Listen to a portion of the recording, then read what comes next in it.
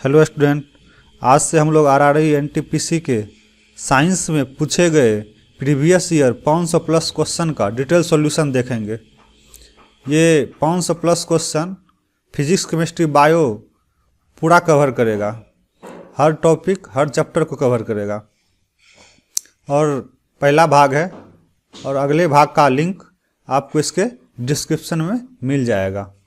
पहला क्वेश्चन है, निम्न में से किसमें अस्थाई चुंबक की तरह चुंबक के गुण नहीं है?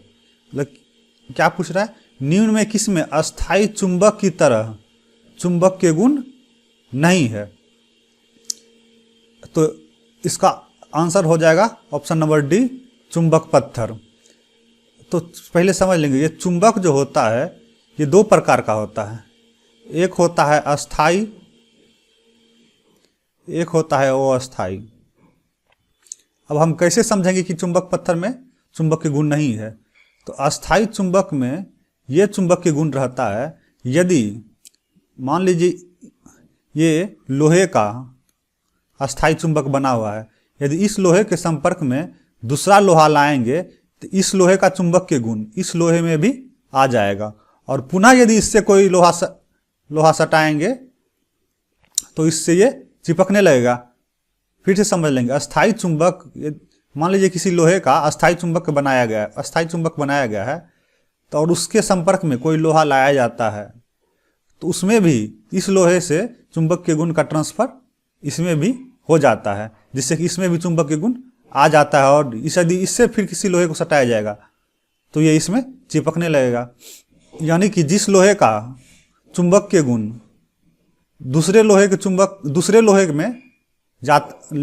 में जा सकता है और उस लोहे से दूसरा लोहा भी चिपक सकता है, वो चुंबक कैसा कहा जाएगा? अस्थाई। क्योंकि इसमें अस्थाई था, ये अस्थाई से इसमें चल गया, इसमें भी आ गया। लेकिन वो अस्थाई चुंबक में ऐसा नहीं होता है। इसका जो चुंबक के गुण है, यदि इसमें लोहा हम सटाते हैं तो इस लोहा में चुंबक के गुण नहीं आएगा। ये सिर्फ चिपकेगा जरूर, लेकिन इसमें चुंबक के गुण नहीं आएगा। तो वो हम लोग जो चुंबक पत्थर देखते हैं जो पत्थर की तरह होता है, उसमें यदि हम लोग लोहा सटाते हैं, आप लोग देखे हो भी होइएगा, इसमें लोहा सटाएंगे तो लोहा चिपक तो जाएगा लेकिन इसमें चुंबक के गुण नहीं आएगा। लेकिन जो अस्थाई चुंबक होता है उसमें यदि किसी लोहा को सटाएंगे तो उसमें भी चुंबक के गुण आ जाएगा और उससे भी कोई दूसरा लोहा चिपकने लगेगा। एक क्वेश्चन और इम्पोर्टेंट है, इसमें बहुत बार पूछा गया है कि वो अस्थाई चुंबक किससे बनता है? तो अस्थाई चुंबक नर्म लोहा का भी बनता है। और अस्थाई चुंबक किसका बनता है? नर्म लोहा का। अस्थाई चुंबक लोहा, निकेल, कोबाल्ट ये सब का क्या बनता है? अस्थाई चुंबक बनता है। तो समझ में आ गया। एल्युमिनियम का यदि क्वेश्चन पूछेगा, आप लोग बताइए एल्युमिनियम का प्रमुख अयस्क कौन सा है? तो एल्युमिनियम का प्रमुख अयस्क है बॉक्साइड। इसका सूत्र क्या होता है? इसका सूत्र भी बता दीजिए। तो इसका सूत्र होता है Al2O3। आपके लिए एक टास्क है, आप लोहे का अयस्क इस कमेंट बॉक्स में लिख के बताइएगा कि लोहे का अयस्क कौन कौन सा है। अगले क्वेश्चन पे हम लोग आते हैं। अगला क्वेश्चन है, निम्न में से किसमें एथेनोइक एसिड पाया जाता है? क्वेश्चन समझेंगे। एथेनोइक एसिड को ही एसिटिक एसिड भी कहा जाता है। एथेनोइक एसिड को ही एसिटिक एसिड भी कहा जाता है, एसिटिक एसिड। और इसका सूत्र होता है CH3COOH। तो कहता है निम्न में से किसमें एथेनोइक एसिड यानी एसिटिक एसिड पाया जाता है? नींबू का रस, हम लोग जानते हैं नींबू के रस में क्या पाया जाता है? तो इसमें पाया जाता है सिट्रिक एसिड। संतरे के रस में भी सिट्रिक एसिड पाया जाता है। लेकिन सफ़ेद सिरका में इसमें एसिडिक एसिड पाया जाता है। सफ़ेद सिरका में क्या पाया जाता है?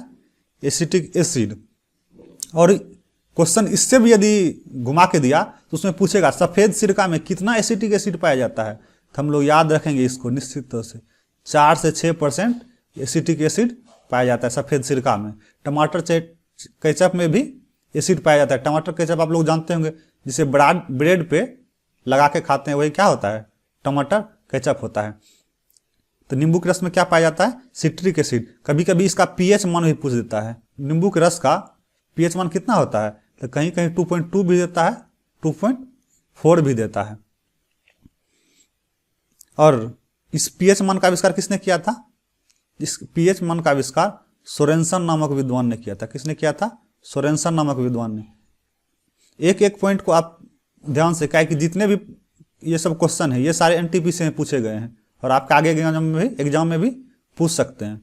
पीएच स्केल, पीएच मान का कौन बताया था? सोरेनसन ने बताया था। और पीएच स्केल क्या होता है? पीएच स्केल 0 से 14 तक, 0 से 14 तक का एक स्केल होता है।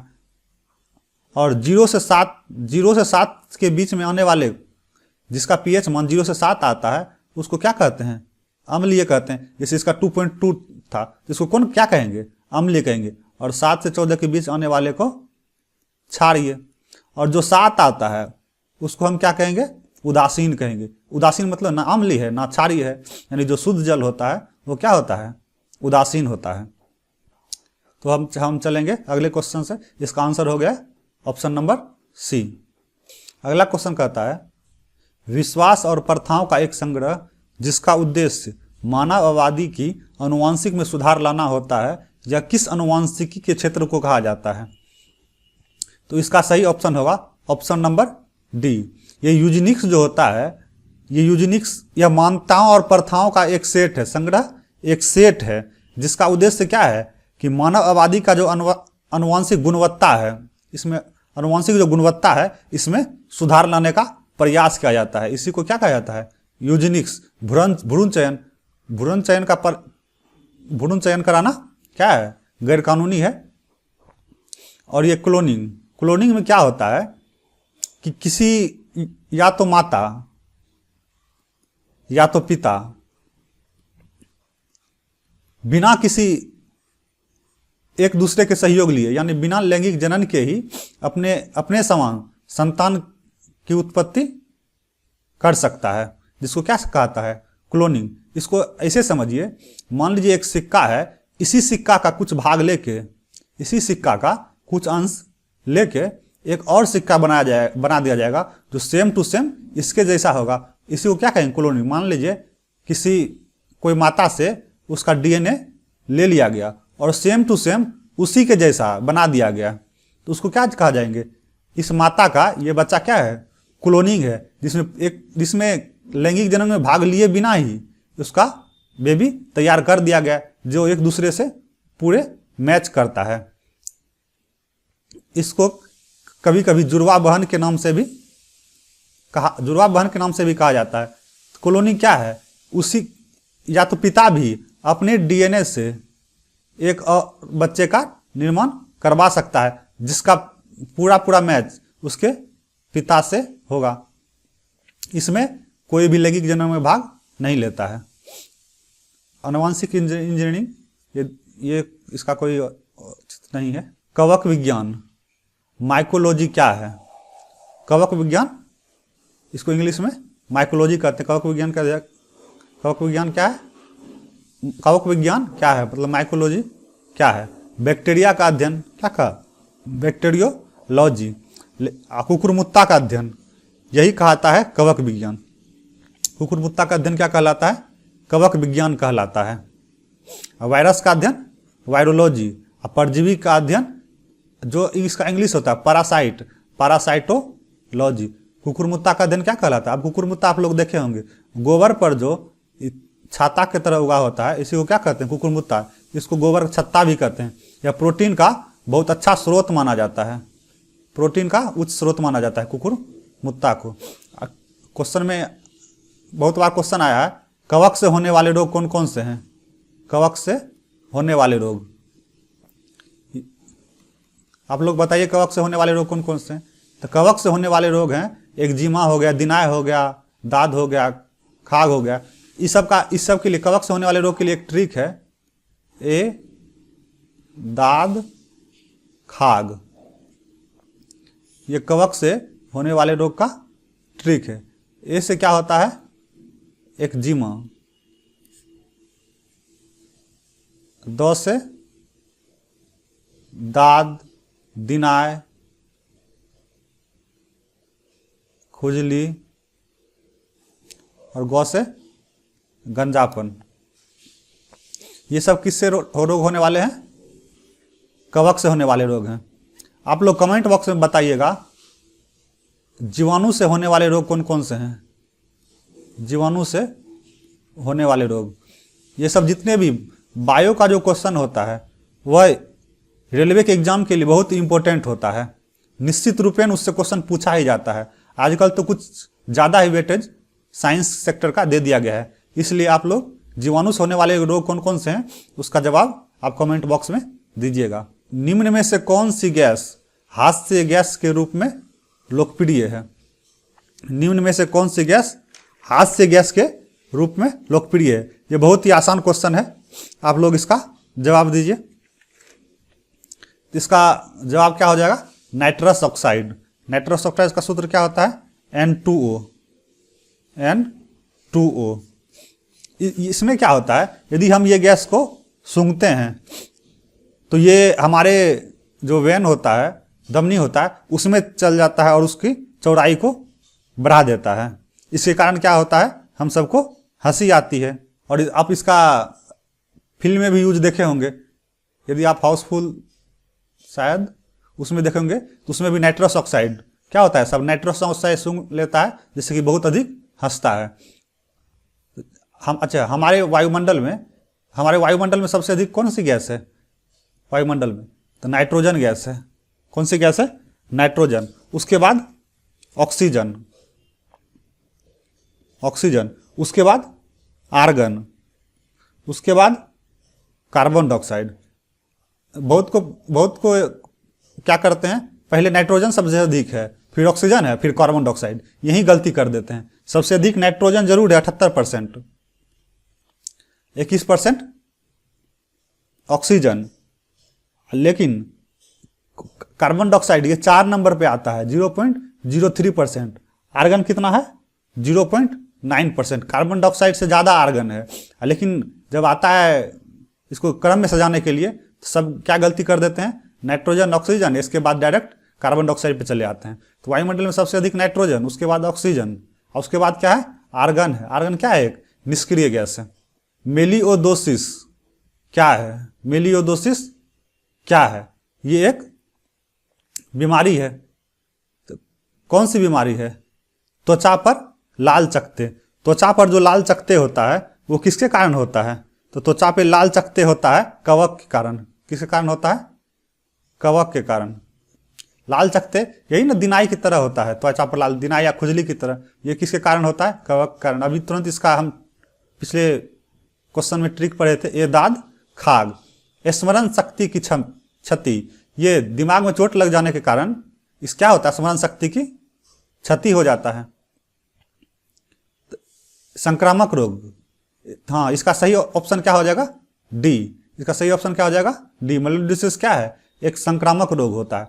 रोग जो है ना 3 प्रकार के होते हैं। कितने प्रकार के होते हैं? 3 प्रकार के। एक होते हैं संक्रामक, एक होते हैं असंक्रामक, एक होते हैं अनुवांशिक कहिए या वंशानुगत कहिए, वंशानुगत। संक्रामक रोग जो वैसा रोग जो एक से दूसरे में फैलता है, एक से दूसरे में, जैसे इसका नाम ही है कॉन्टाजियस, मतलब एक के कांटेक्ट में जो दूसरा आएगा उसको भी ये रोग हो जाता है। इस रोग को क्या कहते हैं? संक्रामक। असंक्रामक रोग जो एक से दूसरे के कांटेक्ट में आने से नहीं फैलता है उसको असंक्रामक रोग कहते हैं।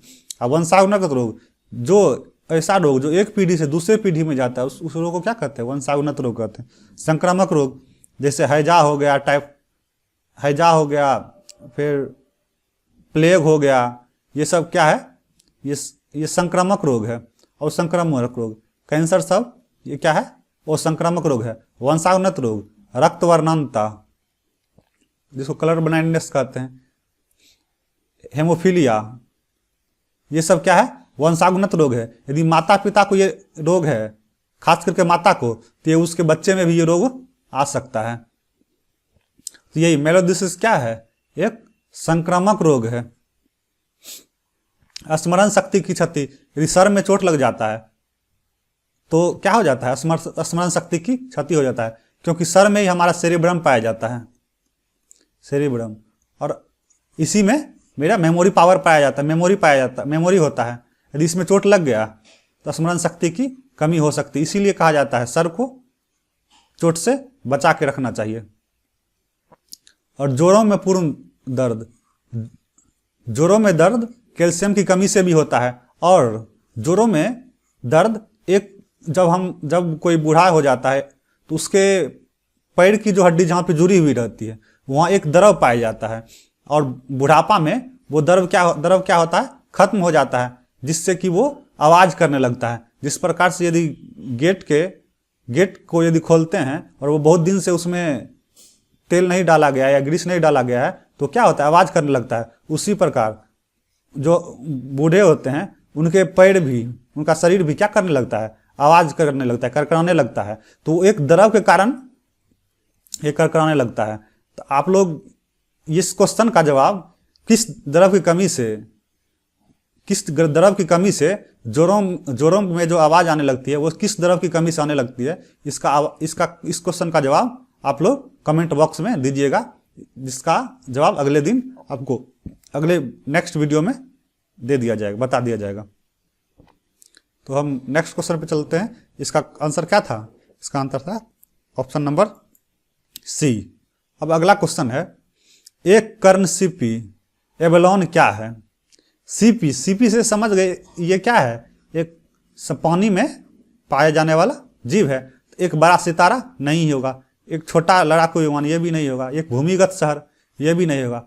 क्या है, एक समुद्री घोघा है, एक भक्षणीय समुद्री घोघा, यानी दूसरे जीव को भी ये खा जाता है, ऐसा समुद्री घोघा है। हम लोग जानते हैं जो समुद्री जीव है, समुद्री घोघा है, वो किस में आता है, मोलस्का ग्रुप में आता है। किस में आता है, मोलस्का ग्रुप में आता है। नेक्स्ट क्वेश्चन पे चलते हैं। सुस्ती क्या है। सुस्ती का मतलब क्या होता है, कमजोरी। इसीलिए सुस्ती आती है, शरीर में कमजोरी है या आलस है, इसके कारण क्या आता है, इसके कारण ही कमजोरी आता है। तो ये क्या सपना देखने का चरण है, नहीं, सपना देखते हैं उसको सुस्ती थोड़े कहा जाता है। सो जाते हैं, सपना देखते हैं। पानी प्रतिधारण ये भी कुछ नहीं है। भोजन के कमी के कारण मौत सुस्ती के कारण थोड़े होता है। भोजन कमी के कारण क्या होता है, कुपोषण होता है। और पशु निद्रा, जिसको सुस्ती रहता है वो हमेशा सोते रहता है, हमेशा ऊँघते रहता है, उसे क्या कहते हैं, सुस्ती कहते हैं। तो इसका सही आंसर क्या हो जाएगा, ऑप्शन नंबर ए। बृहदीश्वरा मंदिर किस प्रकार की सामग्री से बनाया था। तो ये साबुन बनाने का पत्थर, साबुन बनाने का कोई पत्थर ही नहीं होता है, ये तो ऑप्शन ही गलत हो गया। ग्रेनाइट, हाँ, ये मंदिर किससे बनाया गया है, ग्रेनाइट से बनाया गया है। पूरे विश्व में यह एकमात्र पहला मंदिर है जो किससे बनाया गया था, ग्रेनाइट से बनाया गया था। और एक कैसा मंदिर था, हिंदू मंदिर था। पूरे विश्व का यह पहला मंदिर है जो किससे बनाया गया था, ग्रेनाइट से बनाया गया था। और यह कहाँ स्थित है, तमिलनाडु के तंजौर में। कहाँ स्थित है, तमिलनाडु के तंजौर में स्थित है। तमिलनाडु के तंजौर में स्थित है यह मंदिर। किससे बनाया, ग्रेनाइट से। ग्रेनाइट का सूत्र क्या होता है, CaCO3। बलुआ पत्थर भी इसी अथी का आता है, इसका भी सूत्र क्या होता है, CaCO3। संगमरमर भी इसी का होता है, क्या होता है इसका, CaCO3। संगमरमर का क्या होता है, CaCO3। नेक्स्ट क्वेश्चन कहता है, जीवों और पर्यावरण के बीच अन्योन्य क्रिया के वैज्ञानिक विश्लेषण और अध्ययन को क्या कहा जाता है। किसके बीच, जीवों और पर्यावरण के बीच अन्योन्य क्रिया के वैज्ञानिक विश्लेषण और अध्ययन को क्या कहा जाता है।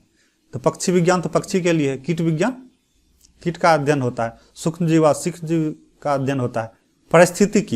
पारिस्थितिकी में ही ये जीवों और पर्यावरण दोनों का क्या किया जाता है, विश्लेषण और अध्ययन किया जाता है।